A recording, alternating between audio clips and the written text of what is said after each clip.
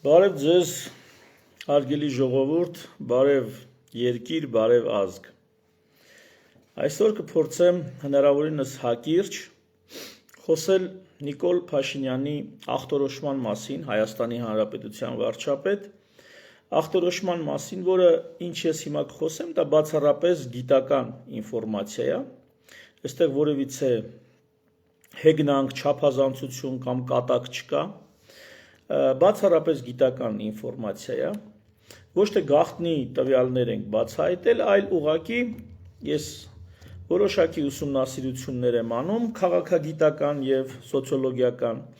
որոնց արդյունքում ահա հանդիպեցի այս համախտանիշին, որի մասին ուզում եմ դուք տեղյակ լինեք, հիշեցնեմ, որ Նիկոլ Փաշինյանը իշխանավարում է գրեթե 8 տարի, առաջնորդում է կամ ղեկավարում է Հայաստանի Հանրապետությունը կամ Հայաստանի Հանրապետության կառավարությունը արդեն 8 տարի եւ ժամանակն է, որ 8 տարվա այս ամբողջ կառավարման շրջանից հետո մարդիկ գոնե իմանան իրենց վարչապետը առնվազն վերջի տարիներին ինչպիսի խնդիրներ ունի եւ որքանով են դրանք առնչվում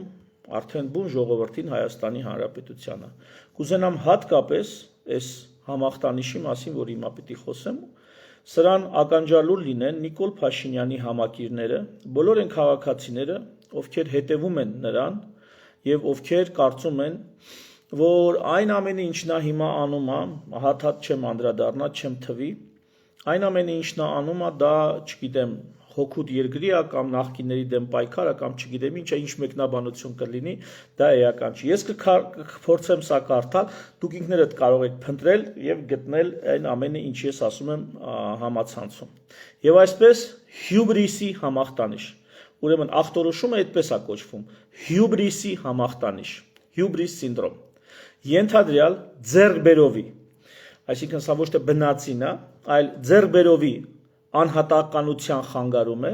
որն ի հայտ է գալիս այն անհատների մոտ, ովքեր երկար ժամանակ զբաղեցնում են զգալի իշխանական դիրքեր։ Այն առաջին անգամ նկարագրվել է Լորդ Դեյվիդ Օուենի եւ Ջոնաթան Դեվիդսոնի կողմից 2009 թվականին։ Ուրեմն ասեմ, որ Լորդ Դեյվիդ Օուենը Մեծ Բրիտանիայի արտգործնախարարն է եղել 70-ականների վերջին, եթե չեմ սխալվում, Մեծ Բրիտանիայի արտգործնախարարն է եղել, միևնույն ժամանակ մասնագիտությամբ հոգեբուժ ուշադրություն, բժիշկ մարդ է եղել, այսինքն հենց այնպես չի։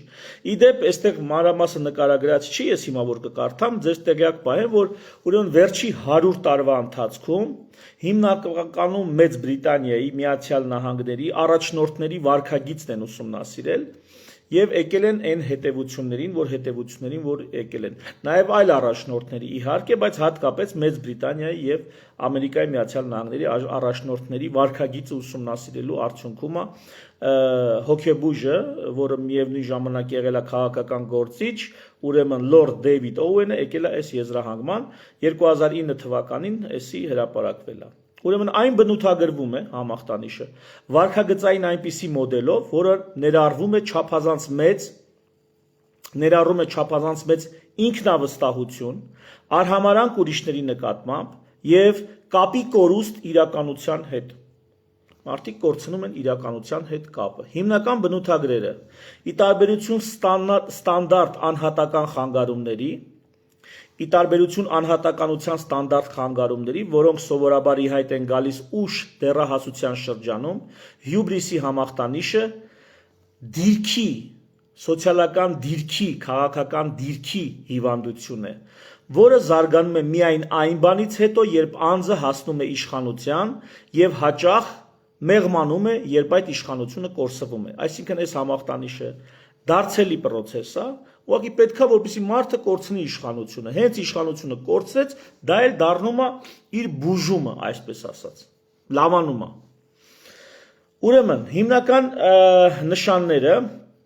ախտորոշումը հիմնված է 14 առաջարկված ախտանիշների վրա, որոնցից 9 համընկնում են նարցիստական անհատականության խանգարման հետ, 5 ախտանիշ համարվում են բացառիկ հենց այս համախտանիշի համար։ Ուրեմն 5 սիմպտոմ կա, որ հենց այս համախտանիշին է բնորոշ։ Եվ այսպես, առաջինը նույնականացման, այսինքն ազգի հետ նույնականացման խնդիր, առաջնորդին թվում է, թե ինքն ու ազգը, ինքն ու պետությունը նույն բանն են։ Սա սիմպտոմ է, սա ոչ թե կարծիք է, ընկալման խանգարում է, սա սիմպտոմ է, որ սեփական անձնական շահերը դիտարկում է որպես նույնական պետության կամ ազգի շահերի հետ։ Երկրորդ դեմքով խոսելը։ Սովորաբար Գագիկ Ծառուկյանի մոտ է սա նկատել հաճախ, երբ որ ինքը իրեն մենք է ասում կամ իրեն կողքից երրորդ դեմքով է խոսում, ասում է Գագիկ Ծառուկյանը։ Երկրորդ նշանը սա է, որ երկրորդ դեմքով է խոսում ինքը իր հետ։ Պատասխանատվություն բարձրագույն դատաստանի առջև։ Այս մարդիկ իրանց մեղսունակ չեն համարում, որ իրենց կարող են սովորական շարքային դատարանները, պետական դատարանները դատեն եւ կարծում են, որ իրանց դատելու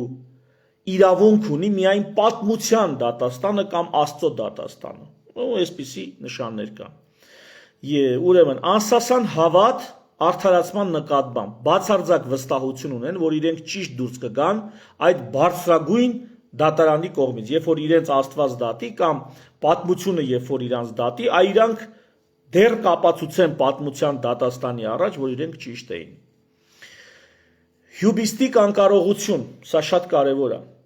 Քաղաքականության մանրուքները կառավարելու ձախողում, այսինքն այս մարդիկ բազմաթիվ ձախողումներ են տալի եւ այդ ամեն ինչը վերագրում են մանրուքների, այսինքն ոչինչ որ այս կամ այն խնդիրը ձախողում ենք, դրանք մանրուքներ են, քանի որ գերվստահություն ունեն, որ իրանք շատ ավելի մեծ հարցում են զբաղված եւ այդ մանրամասները այդքան էական չեն։ Այս նշանը, այս սիմպտոմը հատկապես Նիկոլ Փաշինյանի 20 թվականի ամռանը մի այդպիսի ելույթ ուներ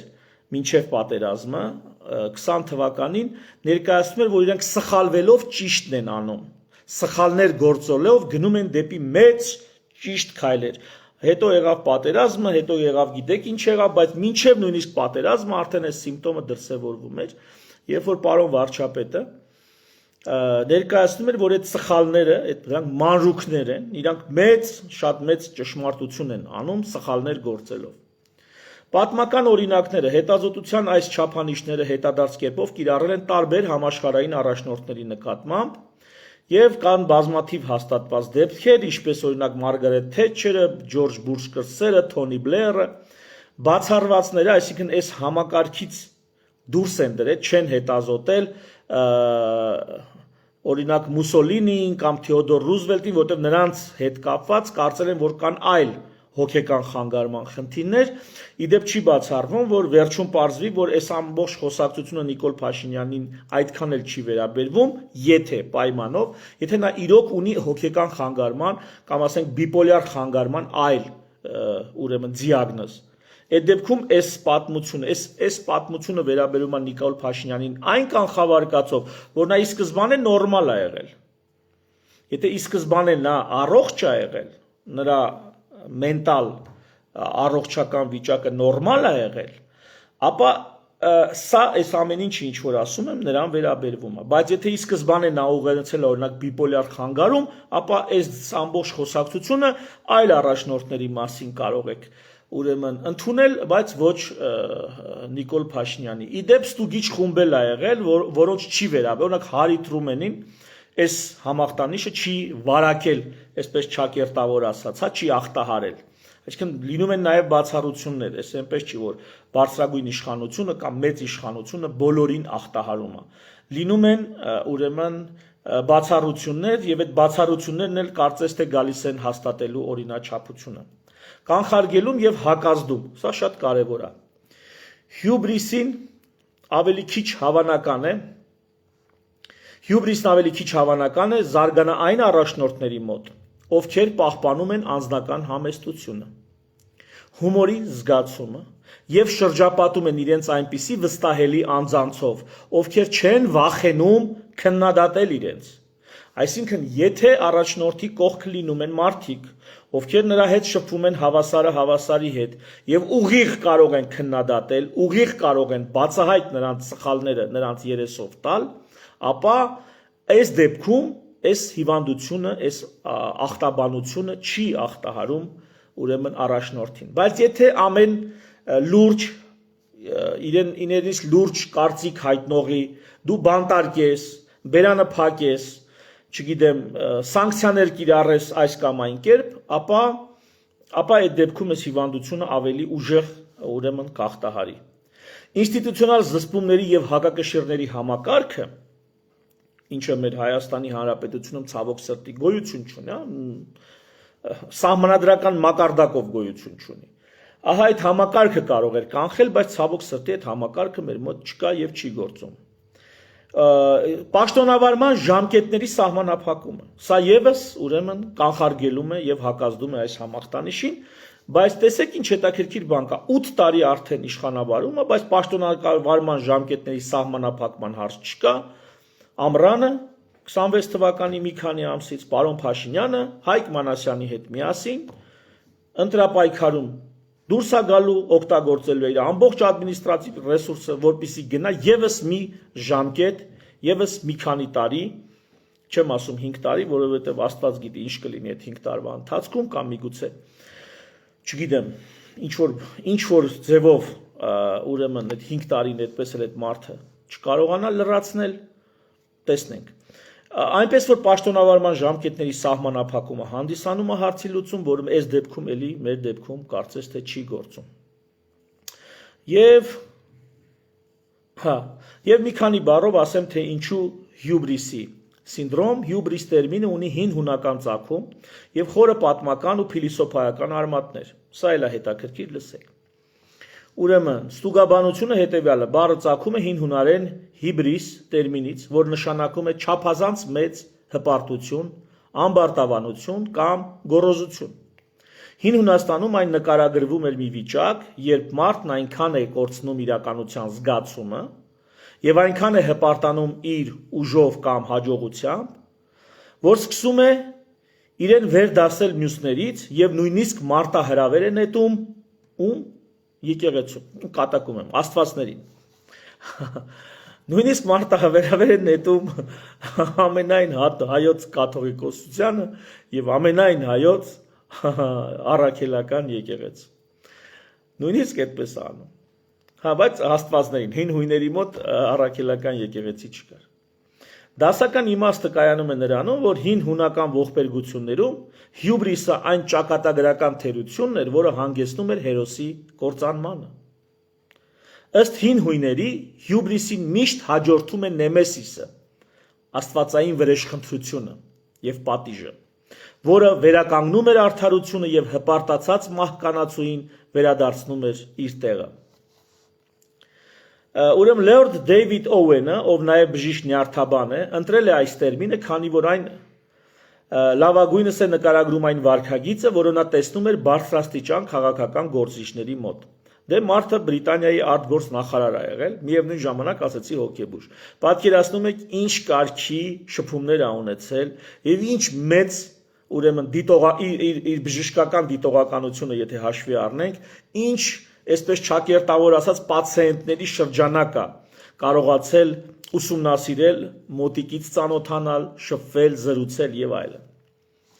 Ուրեմն աստվածային կարգավիճակի զգացում ասում է, ինչպես հին հույն հերոսները, այնպես էլ այս համախտանիշով տառապող առաջնորդները սկսում են հավատալ, որ իրենք անսխալական են եւ վեր են օրենքից կամ հասարակական նորմերից։ Անհարգալից վերաբերմունք։ Հյուբրիսը ենթադրում էր ուրիշներին միտումնավոր նվաստացնելը, սեփական գերազանցությունը ցույց տալու համար։ Կուրություն սեփական սխալների նկատմամբ, հատկապես այս տեղը մեր պացիենտի դեպքում ավելի այսպես օրինակելի է, հա։ Այս համախտանիշը առաջացնում է մտավոր կուրություն,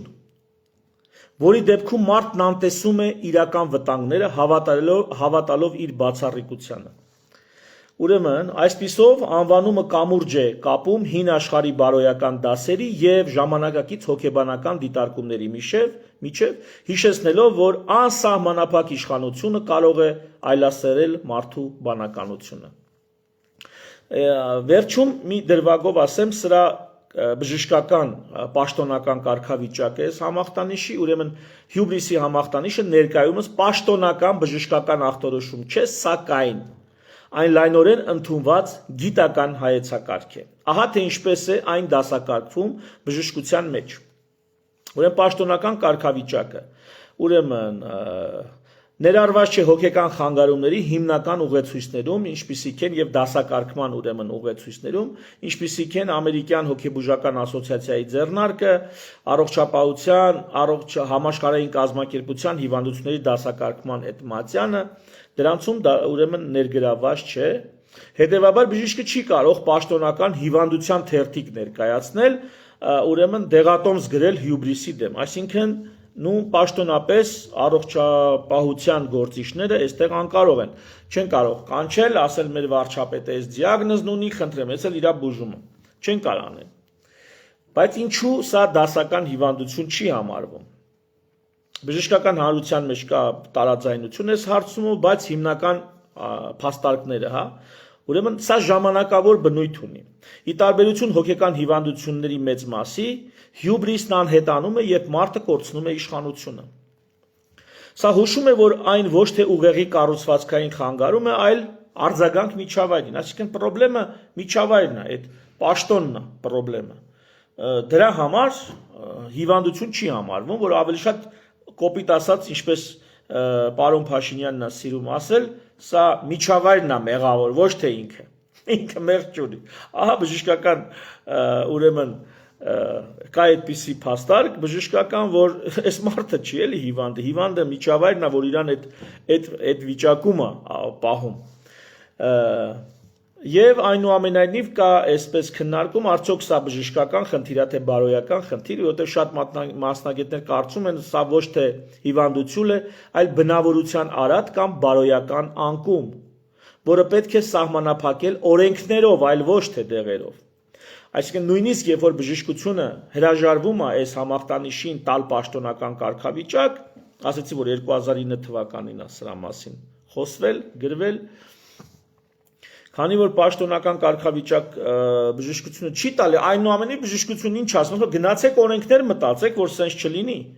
Գնացեք օրենքներ մտածեք, սա կանխելու համար, ոչ թե եկեք կպեք բժիշկների ջանին, ասեք բանա, բուժում գրի, այս մարդը թո լավանա։ Որպես ուրեմն չնայած պաշտոնական կարգավիճակի բացակայությանը, այն դիտարկվում է որպես ձեռքբերովի անհատականության խանգարում։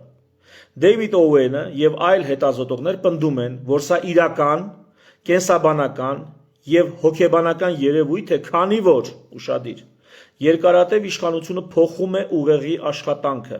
նվազեցնում է կարեկցանքը, էմպաթիան, սա էլ առանձին գիտական հետազոտություններ կան, որ իշխանության մեջ գտնվող մարդկանց մոտ կարեկցանքը, ուղեղը, սա արդեն նեյրոֆիզիոլոգիայի հետազոտություններ կան այդպիսին, որոնք ապացուցել են, որ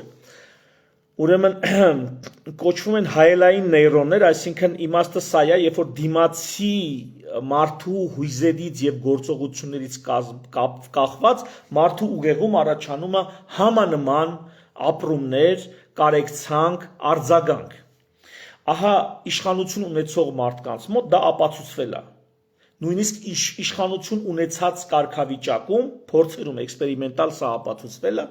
այս նեյրոնները չեն աշխատում։ Այսինքն մարդը դիմացինի ցավը չի զգում, դիմացինի կորուստի, վշտի ցավը չի զգում։ Սա կենսաբանորեն էսպիսի վիճակ է, այսինքն սա արդեն բնական վիճակ է։ Եթե սա մենք նկարագրում ենք որպես ձեռքբերովի կարգավիճակ, անունը դրել ենք համախտանիշ, ապա այդ էմպաթիայի կորուստը սա արդեն գիտականորեն ապացուցված բնական վիճակ է, դա լինում է ուղեղի նեյրոնների վերակառուցման արդյունքում։ Հա? Եվ հիմա դա է հիշատակում։ Այստեղ ուրեմն Օուենը դա է հիշատակում, որ փոխում է ուղեղի աշխատանքը, ասում, դուք ոնց դա չեք հաշվի առնում, որ դիագնոզ չեք համարում։ Այն ունի հստակ կանխատեսելի ախտանիշներ, որոնք կրկնում են տարբեր դարաշրջանների եւ մշակույթների առաջնորդների մոտ։ Այսինքն նաեւ այս մի մարդը չէ, այսինքն Նիկոլ Փաշինյանը շատ առաջ է այս ամեն ինչը եղել։ Ուզում ասեմ, այս հարցում Նիկոլ Փաշինյանը մենակ չի։ Դու մենակ չես։ Բազմաթիվ մարդիկ կան։ Եվ այստեղ հետաքրքիր բան է, ուրեմն հյուբրիսի համախտանիշը կարելի է անվանել սոցիալ հոգեբանական ախտանիշ։ Այն իրական է այնքանով, որ դրա հետևանքները ուշադիր, սխալ որոշումներ, իրականության հետ կապի կորուստ, այդ դրա հետևանքները աղետալի են հասարակության համար, բայց այն դեռևս չի դասվում կլինիկական հիվանդությունների շարքին։ Այսինքն թեև պաշտոնական հիվանդություն, կլինիկական հիվանդություն չի համարվում, բայց սա ունի հանրորեն վտանգավոր հետևանքներ։ Այսինքն այս համախտանիշով տառապող մարդը իրականում դա բժշկական տերմին եմ օգտագործում տառապել, իրանք հեչել չեն տառապում, տառապում են մյուսները։ Այս համախտանիշով անձը իշխանության գահին նստած, այս անձը ուրեմն փորձանք է հանդիսանում իր երկրի եւ ժողովրդի համար, այն կազմակերպության համար, որը ինքը առաջնորդում է։ Այդ իսկ պատճառով ժողովուրդ ջան 8 տարի արդեն իշխանավորելուց հետո այս հիվանդության, այս համախտանիշի ուրեմն դրսևորումները խորանալու են։ Ես այդտեղ մի բան ասեմ, որ դուք հասկանաք, էլի, թե հիվանդություն է, թե հիվանդություն չի։ Օրինակ մասնագիտական այրման բռնաուտ մասնագիտական այրման համախտանիշը նույնպես համախտանիշ է, ապացուցված է, դա կա, բայց դա նույնպես չի հանդիսանում հիվանդություն, այսինքն DSM-ում կամ ICD-11-ում չի արձանագրված։ Այսինքն դու չես կարող գնաս, ասես գիտես ինչ կա, ես արդեն 10 տարի աշխատում եմ ռեանիմացիոն բաժանմունքում եւ ես մասնագիտական կամ չգիտեմ, ինժեներ եմ, միգուցե չգիտեմ, ավելի շատ մարդկանց հետ աշխատող, այլ մարդկանց հետ աշխատող, ուրեմն մասնագիտություններում է սա լինում, ահա չես կարող ասես իմ մոտ մասնագիտական այրման համախտանիշ է, ինձ բժշկի թուղթ տվեք, ինձ հիվանդության համար, չգիտեմ, արձակուրդ տվեք կամ չգիտեմ, ապահովագրությունը թող վճարի իմ բուժման ծախսերը, չկա այդպիսի բան։ Հիվանդությունը կա, բոլորը գիտեն, որ գոյություն ունի մասնագիտական այրման համախտանիշ, այդ գերհոգնածություն եւ այլն, բոլորը սա գիտեն եւ հոգեկերտվածքի խանգարումներ նույնիսկ, բայց սա պաշտոնապես գրանցված չի։ Ուզում եմ ասեմ, սա ոչ թե այդպես գեղեցիկ բառեր են, մտավ արժանք չի, սա ռեալ խնդիր է։ Այլ բան դա պաշտոնապես արձանագրված է, թե չէ։ Ժամանակին էլ պաշտոնապես արձանագրված են եղել հիվանդություններ, այդ թվում օրինակ սեռական հակումների հետ կապված, որոնք հետո պարզվել է, որ հեչել հիվանդություն չեն։ Այսինքն այնտեղ արձանագրված լինելը դեռ ոչինչ չի նշանակում, կամ այնտեղ արձանագրված չլինելը դեռ ոչինչ չի նշանակում, մեծ հաշվով։